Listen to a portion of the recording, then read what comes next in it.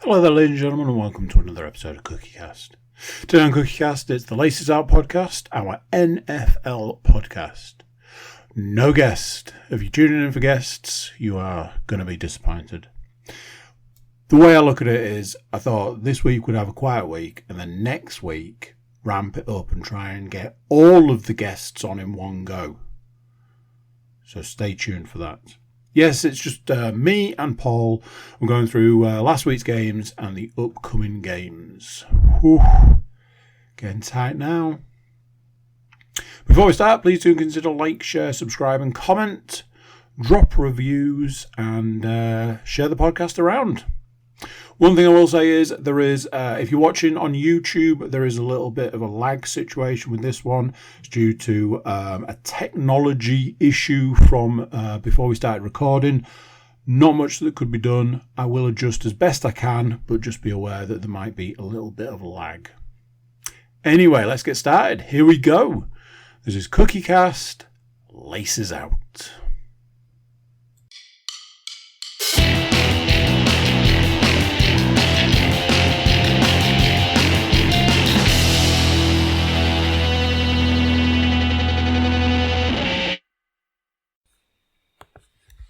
Recording in progress. You me? Yeah, I'm pretty sure it's back to me. So what Mr. Cook was trying to intimate there, via the medium of semaphore, smoke signals, all other American Sign Language, not British Sign Language, but obviously, given the topic of conversation today, American Sign Language would be much more appropriate. That is correct, ladies and gentlemen. It is your weekly, I was going to say Getting Over. Getting Over is not a weekly podcast. It's your Laces Out NFL podcast, ladies and gentlemen. That's correct. Where me and Mr. Cook, and sometimes a guest, but not a guest, this week, as there are no guests this week. So, I wanted to keep the powder dry because I'm going to basically shine the bat signal for next week to get as close to every guest we've had on this season on the podcast. 2 weeks. Oh, there's a break, isn't there? Oh, well, that gives me plenty of time to rally the troops. Exactly. I was a little bit worried that a high percentage of those guests would not be feeling overly jovial by the time we would need to record. In tip-top condition / shape. They may require completely undisclosed and unrelated reason. They may require an entire week's worth of recovery to do an NFL podcast. Quite possibly. what can we say? But yes, ladies and gentlemen. So we come to you after divisional round weekend, where there were 4 games in the National Football League. Those 4 games involved 8 teams that were remaining in the postseason, and those games were as follows: the Jacksonville Jaguars at the Kansas City Chiefs, the New York Giants at the Philadelphia Eagles, the Cincinnati Bengals at the Buffalo Bills, and the Dallas Cowboys at the San Francisco 49ers. Both myself and Mr. Cook, along with our guest from last week, Mark, made our predictions for those 4 games, and those predictions went as follows. In last place with 2 of the 4 selections correct, it is myself. Sadly, I was only correct in picking the Chiefs and Eagles to get the job done. I was let down by the Bills and, not for the first time, the Dallas Cowboys. What can I say? It was a silly error in judgment, and I should be chastised thoroughly for it. I don't think that is strictly true. I have a lot to say about the games that we've had, and if I was to say anything about that game, if you took George Kittle out of that game, that would have been a very different outcome. That's all. That for now, that's all I'm going to say about that. But Every now and then there is a player that stands out there on their own. And George Kittle was definitely doing his fair share of the work at the weekend. Yes, he most certainly was. But we won't let that taint the rest of today's podcast. So that just leaves Andy and Mark, who, if viewers and listeners from last week will remember, had picked the exact same predictions. So they had both gone for the Chiefs, the Eagles, the Bills, and the 49ers. So they got 3 out of 4 correct. So technically they've tied. Luckily we'd thought ahead and we did a tiebreaker. The tiebreaker was the total number of points scored across all 4 games. Now Andy went with 248 points. Mark went with 210 points. The Chiefs-Jaguars game was 27-20 to the Chiefs. The Eagles game was 38-7 to the Eagles. The Bengals game was 27-10 to the Bengals. And the 49ers game was 19-12 in favour of the 49ers. So the total points for all 4 games was 160 points, meaning that technically they both bust, but Mark is closer, so gets the point for the guest. So that means that for the post-season as it stands, myself on 1 point, Andy on 0 points, and the guest on 1 point. We'll just go through the side bet before we do the stats, and then after we've done the stats, we can discuss those games. So the side bet obviously reduced by another team's week. Obviously, when we did it for the Super Wildcard weekend, there was only 6 games, so we could pick 3 each. With there only being 4 games in the divisional round, we were only able to take 2 games each, and those games were taken as follows. Andy took the Kansas City Chiefs to beat the Jacksonville Jaguars, and the San Francisco 49ers to beat the Dallas Cowboys, 2 out of 2. I took the Philadelphia Eagles to beat the New York Giants, and the Buffalo Bills to beat the Cincinnati Bengals. It pains me so much.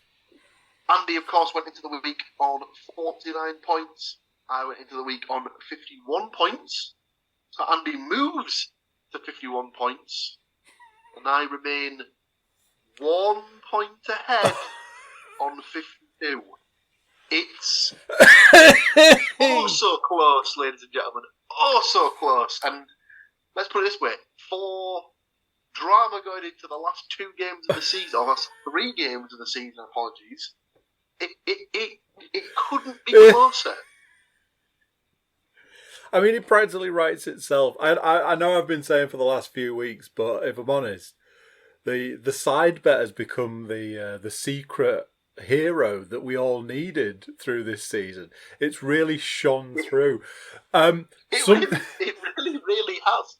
Something else which has kept me laughing all day today, because obviously I knew we were doing this podcast this evening, so the timing could not have been better. I was listening this morning to the podcast where I borrowed the initial ideas for the side bet from. And I was listening to this podcast from a couple of weeks ago discussing the last set of regular season games before the playoffs. And this person gave their picks for the games that they'd picked. They'd gone with this game for this game, this game for this game. And this was at the point that I realised that this person may actually be some sort of curse, because had managed to pick, of the games that they'd picked, had managed to pick the opposite team for every single one of the games. It was when they were like, I've taken the Raiders in the game of the Raiders versus the Chiefs. It was like, and then you've got your ice cream, you've got all of the little sticks, you've got all the sprinkles. You just need to put a cherry on top. They said, bearing in mind this was 2 weeks ago, it's all right. I may have lost this week, but my Super Bowl pick is still in and still going strong. Because I put a lot of money on the Buffalo Bills to go to the... And I was like, oh no. I know I'm cursed when it comes to betting on sporting events, and I've exploited that curse only every now and then in the interest of, I was going to say in the interest of fairness, but no. If I need a game to go a certain way, I know a certain bet that I can put on that'll ensure it goes that way. But yeah, I'm not sure even I can rival that curse, managing to consistently pick every game incorrect. So it kind of made me chuckle that the thing that kind of birthed our side bet came from someone who has better look at betting than even me. Or worse, some would say. So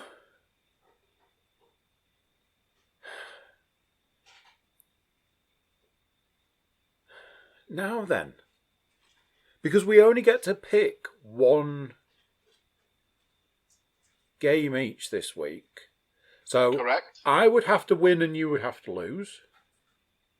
Yep. Which would put us level pegging, and then everything would come down to the Super Bowl. Obviously, if you win... Well, not necessarily, unless we both get it correct / both lose. In which case, it would stay 1 point difference, and then that could be made up on the Super Bowl technically. But from a betting perspective, now's probably a good time to go to the season-long predictions that we all put in, because obviously the Buffalo Bills getting beat. Why did you? Kicked a lot of people out of the playoff race. So What? obviously, I was the first person to go down, as I had the Bills Rams as the Super Bowl. So I was the first person to lose both of my teams. I was quickly followed in by Andy, Stu, and Rob, who all had the Bills versus the Bucks. And Mr. James Forrester Gray has lost half of his Super Bowl, as he had the Buffalo Bills versus the Philadelphia Eagles. So he can still get the Eagles, but can no longer get the Bills. And then the other two picks that are in there are the Chiefs versus the 49ers and the Chiefs versus the Eagles, which are still very much in play. So, I know we've got an order to do things, and I want to try and stick to that order because I have notes I think we could go with, but unfortunately, and I'll have to pick my words carefully, the Buffalo Bills, the Bengals, the Buffalo Bills game. There are things I could say about that game that might not be too favourable. Having been part of a group of people who have lost their second of the Super Bowl picks, and I'm now out of the running. Yeah, but anyway, is it stats now? We're doing the stats. Well, we can either do the stats, or we can discuss the games. It's entirely up to you, really. It's just the best way you feel it'll flow. I suppose we could do the stats, and that would lead us into discussing the stats. Yeah. Okay. So, in a strange turn of events, a handful of games actually generated quite a few stats. In the sense that it's still not a lot of games and it's still not a lot of stats. The stats mistress scurried off to the internet, met up with her counterpart over in the colonies to get us the NFL divisional round stats, brought to the stats mistress by Nate Davis of USA Today, and brought to us by the stats mistress of CookieCast fame. There are 8, so I've divided them equally between me and Paul, 2 and 6. No, 3 and 5. The first of our stats is featuring the Kansas City Chiefs and the Philadelphia Eagles. They won Saturday, ending what had been a 4-game losing streak for top seeds going back to the 2022 playoffs. Philly's previously battered players looked rejuvenated and should be primed for their pending visit from the San Francisco 49ers, who dispatched the Dallas Cowboys on Sunday for their 12th consecutive victory. The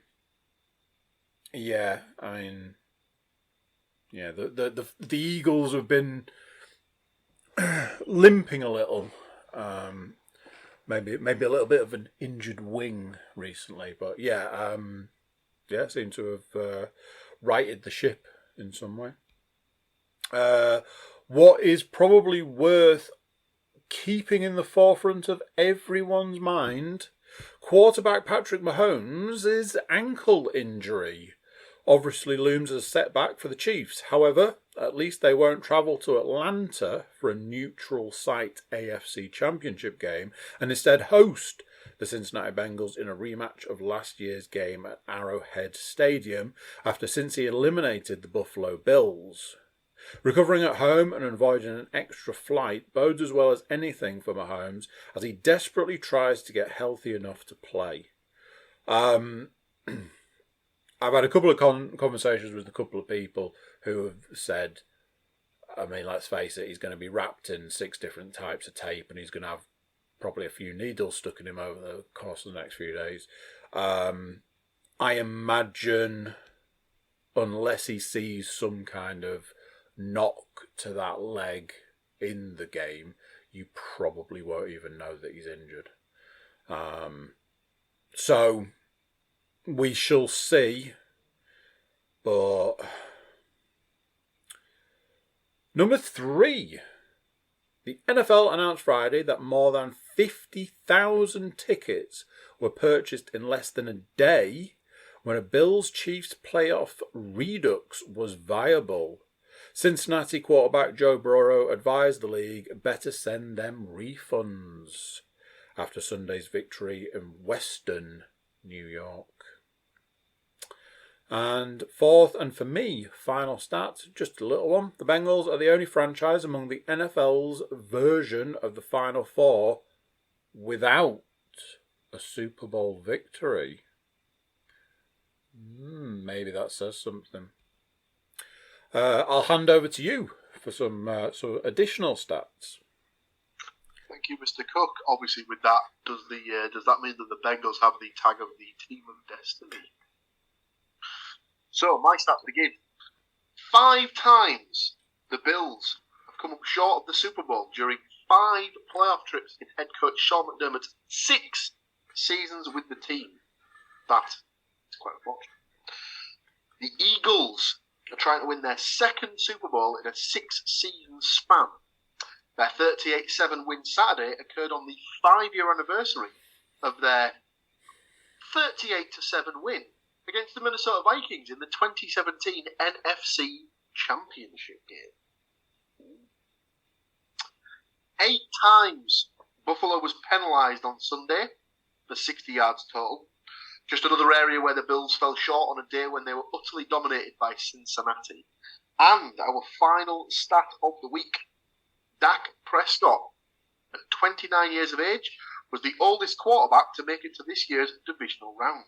The average age of the 8 quarterbacks, 25 years and 278 days, who started this weekend, was the youngest in the divisional round since the merger. But shout out to 37-year-old Kansas City quarterback 2, Chad Henne, who was instrumental to the team's win over the Jacksonville Jaguars. And on that, he definitely was instrumental, as I'm pretty sure after Mahomes went down with that ankle injury, he led the team on a 92-yard drive for a touchdown or something like that. Absolutely did, yeah. Like I said, anything is possible, and any given Sunday. Obviously, when you've got a starter that is Patrick Mahomes and he goes down, it's to borrow a tweet from Rob McElhenney in the last week. It's squeaky bum time. It's one of those things that I imagine, yes, it's good to have a good quarterback backup. It's good to be able to send them out straight away and that quarterback hit the ground running. But you don't pay $500 million for something. You don't pay $500 million for a car and then leave it in the garage. It's one of those, I imagine they were scrambling to get Mahomes back on the field, and he was back. I think at one point they were kind of alternating, not quite alternating snaps, but I know that Henny was in a couple of times rather than coming in while Mahomes was off on the side, and then that once Mahomes was back, he was back in for the rest of the game. I'm sure I saw Henny was in and out of the game. I think we said last week, at this point in time, I wouldn't count the Jacksonville Jaguars out of the running, and for that game to end 27-20, you've got to give the Jags props. You've got to say, from a franchise who was an absolute laughingstock at one point, to have come back the way they have. I know I keep bringing it up. I know I keep saying that, seeing them play live was a real, was a real eye-opener, really changed my opinion. And then watching them with those eyes for the rest of the season, they have not disappointed. And honestly, if they can keep this momentum, come next year, they are a contender. They will be maybe going that step further. You may see them going that little bit further through the playoffs this time next year sort of thing. So you've got to give big props to the Jags. Obviously, the big concern for the Chiefs is going to be Mahomes' recovery this week. As the stats said, massive help to them not having to travel anywhere. Massive help to them to be on their home turf. You, I know, very much so love a home field advantage. In a scenario like this, I too would be loving the home field advantage. So I think everything's going in their favour. It's just going to be the condition of that ankle and how well they can get it sort of recovered. I know I sent a message to yourself, Matt and Stu, Sunday morning maybe, and I just went with.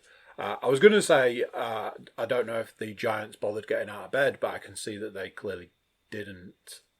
Again, got to give the Giants props for getting as far as they did.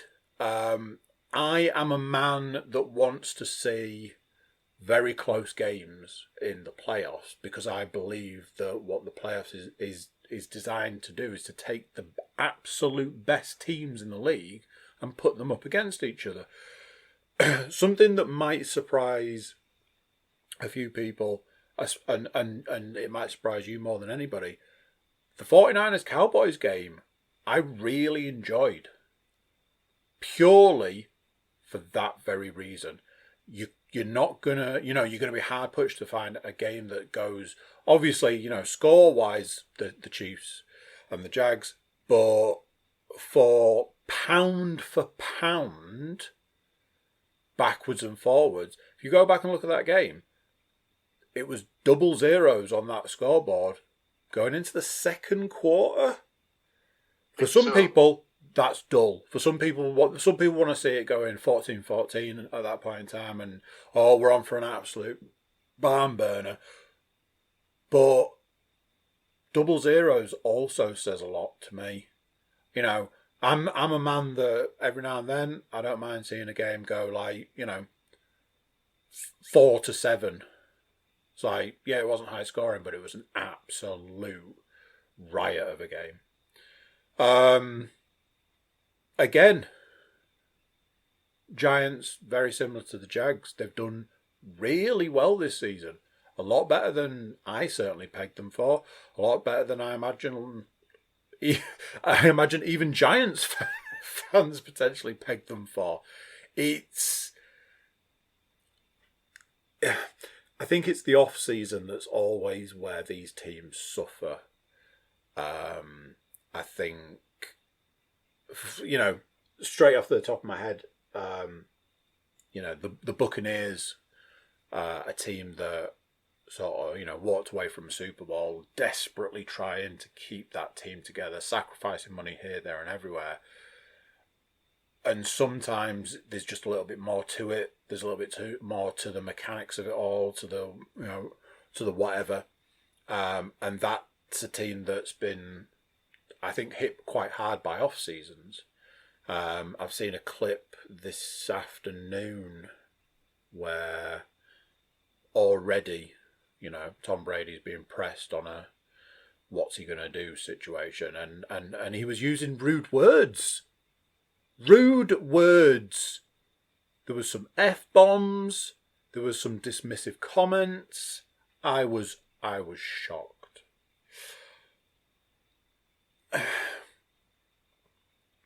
Unfortunately, we are going to have to talk about it. It's the Bills-Bengals game. I don't want to be Mr. Negative. I said to the stats mistress when I saw the game before the game started, and they were in the tunnels and they were coming out, and next up is the Bills to come out on the field and all this. When I saw the Bengals lining up to come out of the tunnel and they closed in on Burrows, I was like, shit, the Bengals have won this game. That the focus that man had on his face, the 1,000-yard stare, because I'm like, my heart's going a little bit, because I'm like, can you imagine standing in that tunnel moments before going out onto that field in front of those fans, in front of millions of people across the world, to play a game that's got everything riding on it, to whether you advance or not, and to look like that. I know they're calling him like, Cool Joe and stuff, but and all it took was to see him like that and to be like, I think the Bengals have got this. To add to this, and this is where I don't want to be like, oh, the Bills really threw it. I need to say it to get it out, but I think the Bills defense handed the Bengals that game. There was huge gaps in the defense. It's like, I need to throw this ball to one of my players. How about the guy there marked by absolutely nobody? Shall I throw it to him? Okay then.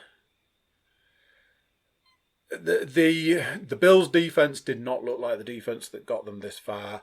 The Bills' offense was, I don't know if you've seen the clip of Stephon Diggs losing his shit with Josh Allen. That was a strange one, because apparently I don't know if I'm not entirely sure about this. I'm sure I'd seen something on Twitter that said that apparently he stormed out of something and then was like one of his teammates brought him back into the room or something like that, and then he left of his own accord again or something like that. But it was one of those situations where, fair enough, you can be upset and you can be sort of angry at the time, but you've also got to be a good teammate and don't you've got to keep your emotions in check and stuff like that. Absolutely. Let the situation be escalate like that. Yeah. So, I mean, I like Stephon Diggs as a player. As a human being, I think he probably needs a little work.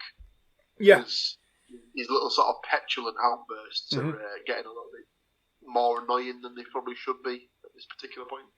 Yeah, any sports person who's starting to head down the route of a diva is a little bit in the maybe just give your head a shake or go over in the corner and have a word with yourself.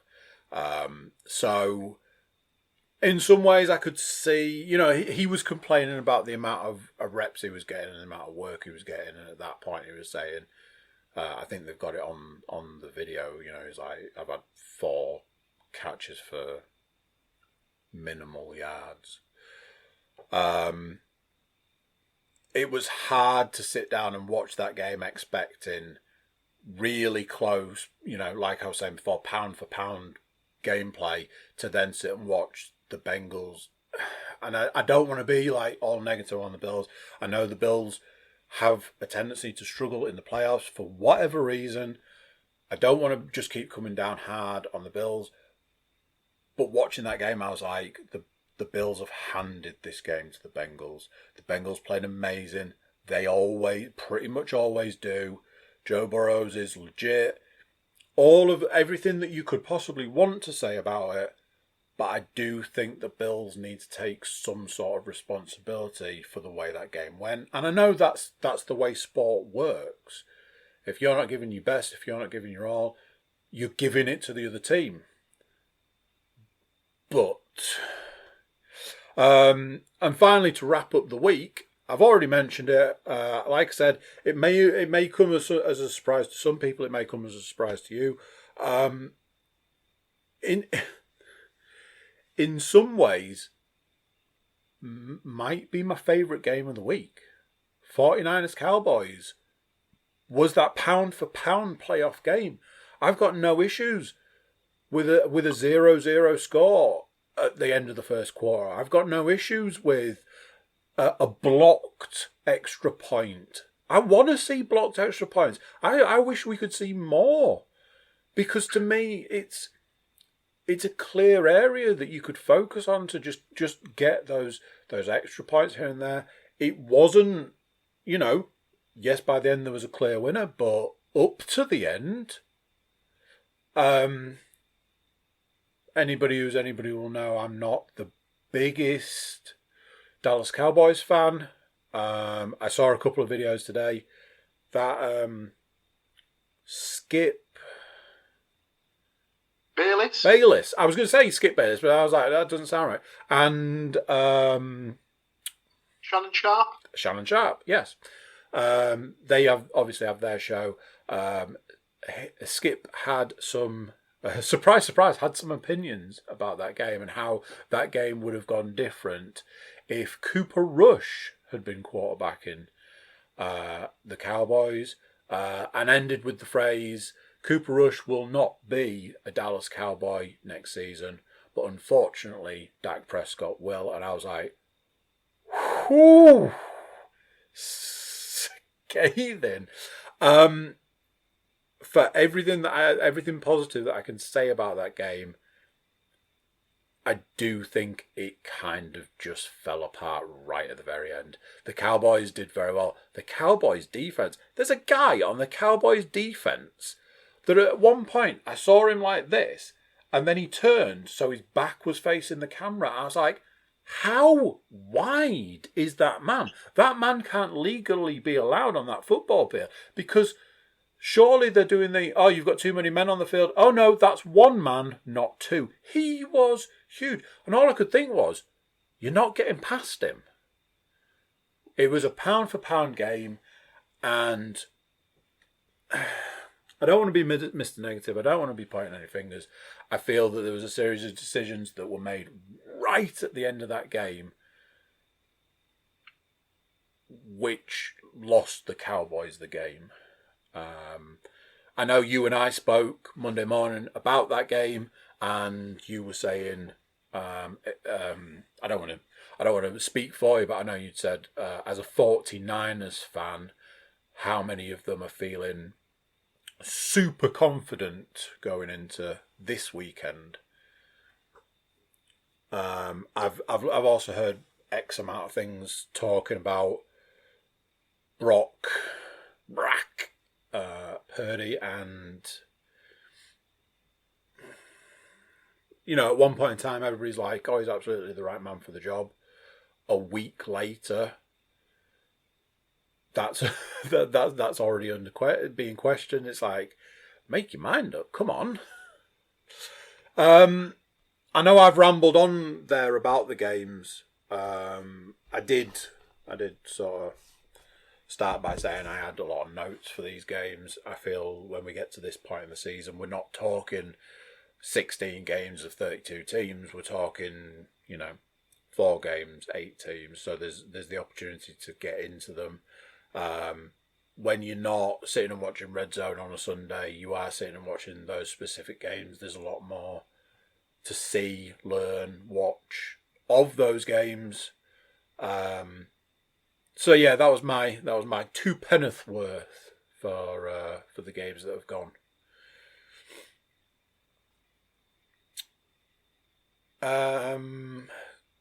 So we need to predict next week. We do indeed. The smartest move would be to take a break. I believe so, because this much water. We've had a lot of information dumped there. This guy's in desperate need of beverages, so we are going to take a small commercial / beverage break. For you guys, it'll be instantaneous because we'll be right back. But still, don't touch that dial. Don't make any changes. Don't switch off, and we'll be right back with you.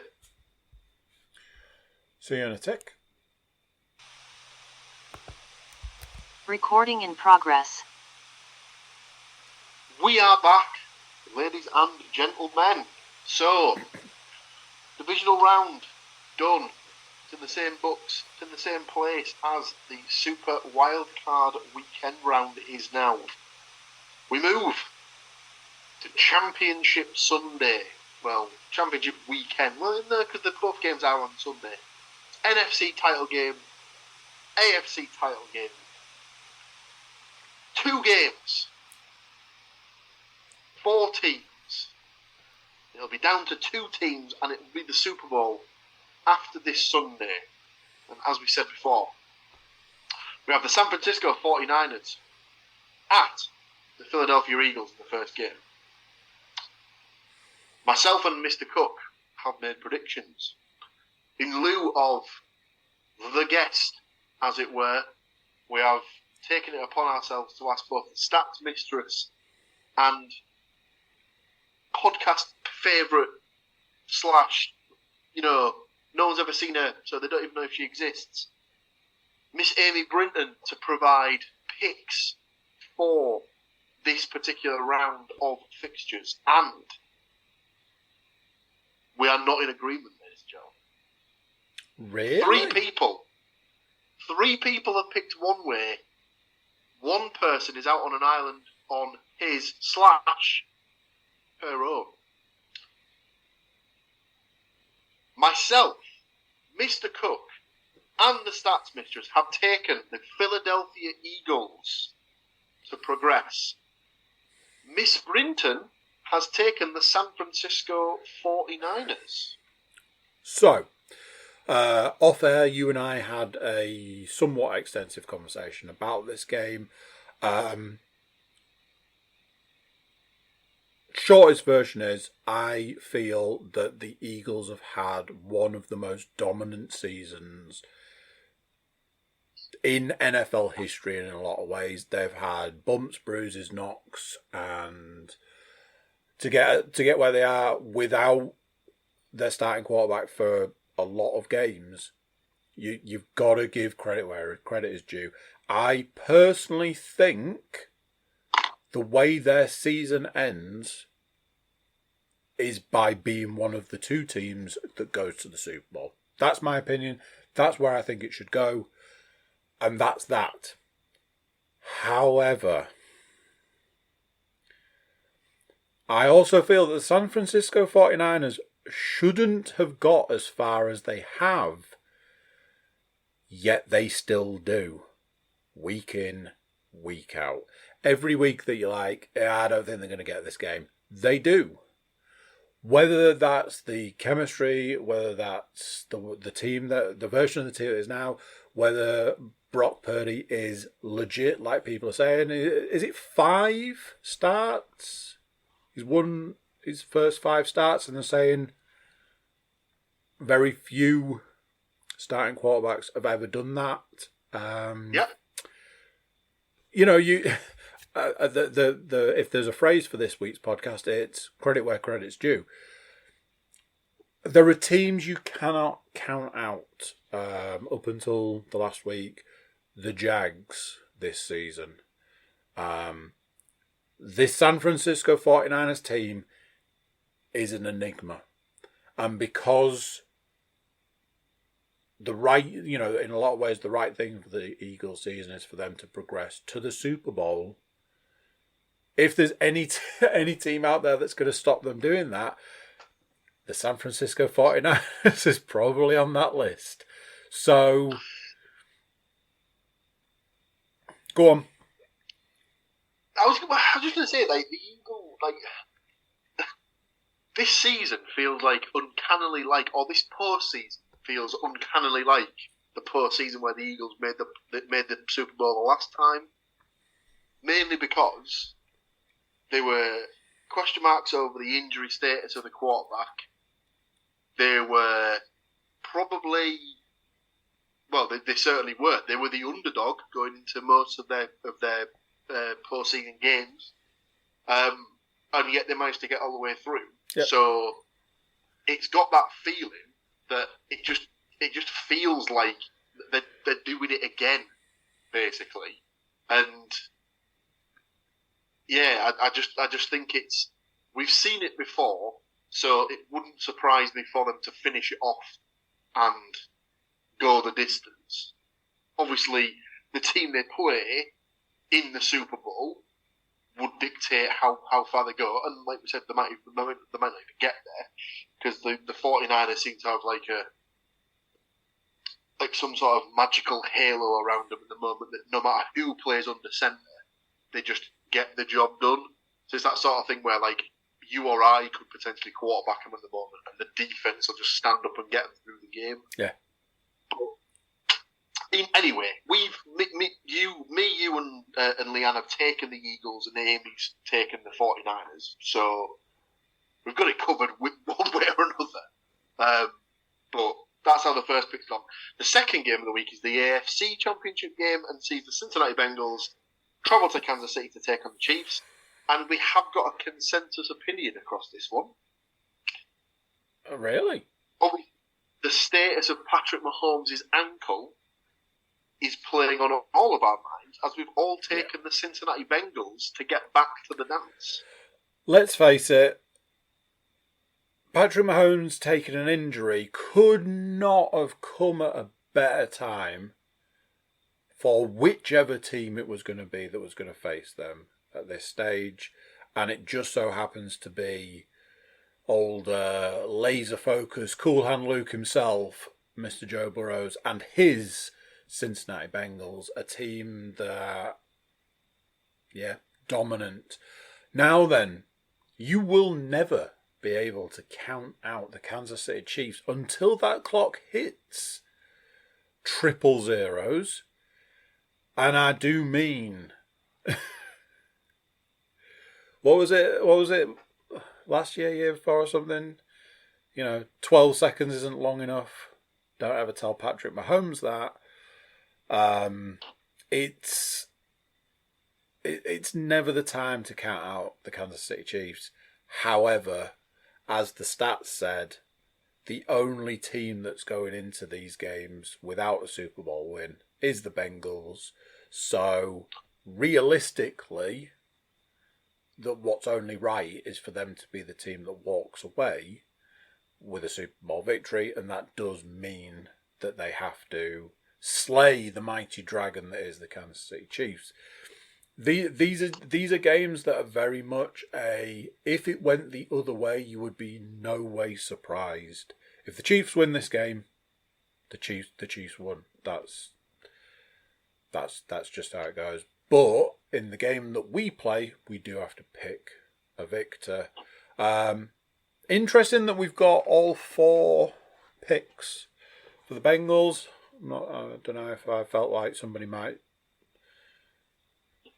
take a gamble on the Chiefs.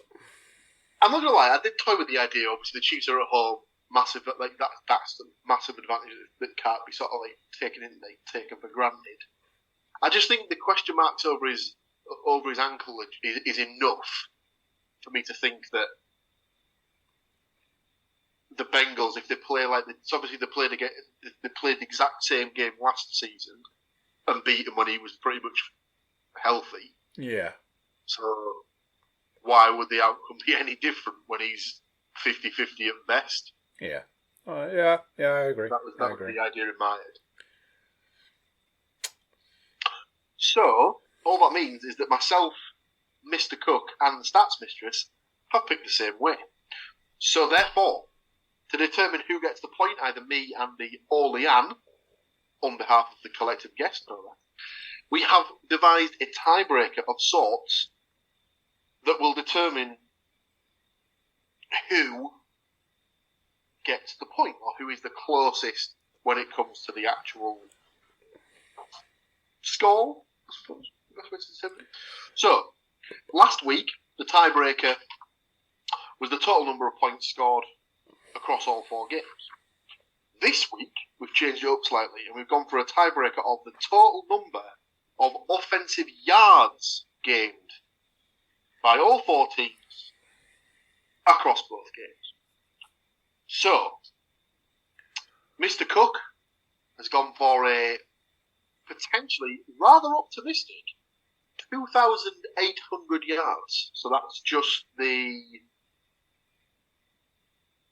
I can't do the maths that quick. That's just the 700 yards of offense per team.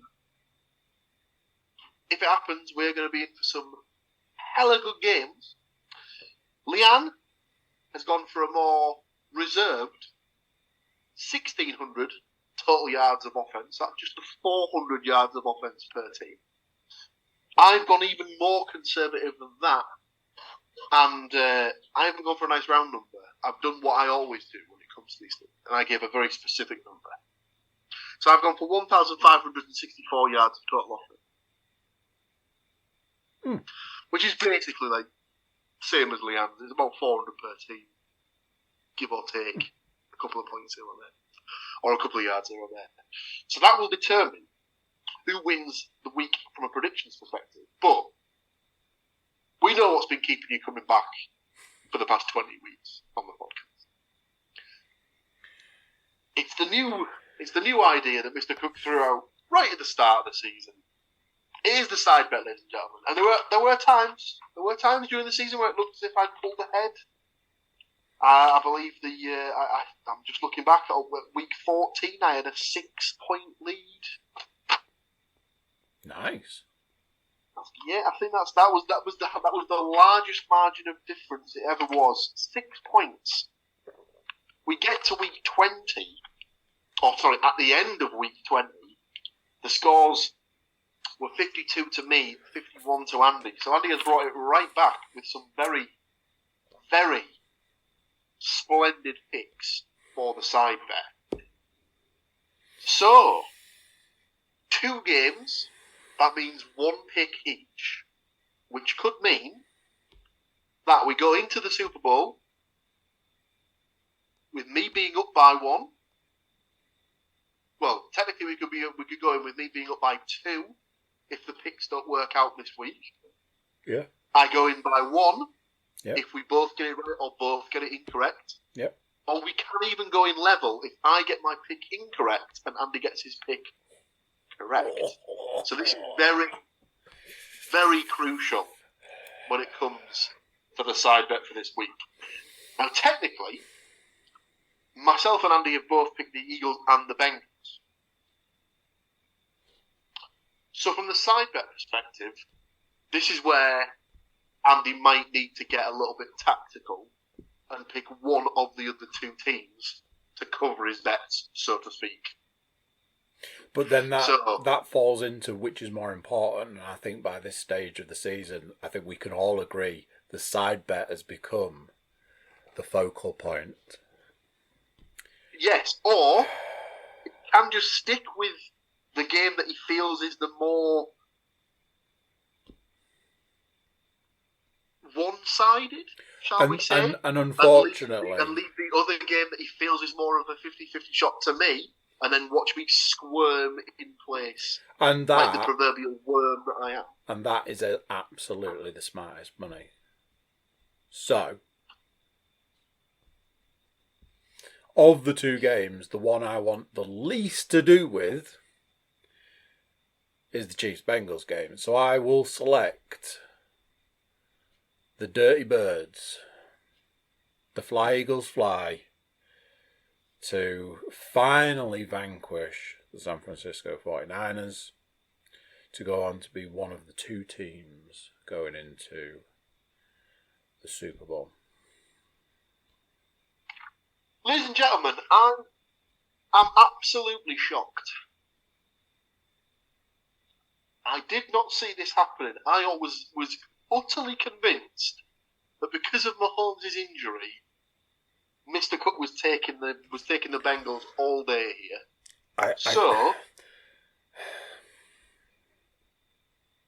couldn't do it. I will swoop in and take the Cincinnati Bengals to defeat the Kansas City Chiefs as my side bet. Part of me thought you were gonna go with the Chiefs. No, I can't hedge up. It's just not in my nature. To be fair, I think in all opportunities where we've had to do that, neither of us have done it. So, fair play to us. Props, a little pat on the back right there. So you have it, ladies and gentlemen. Andy is on the Eagles. I am on the Bengals.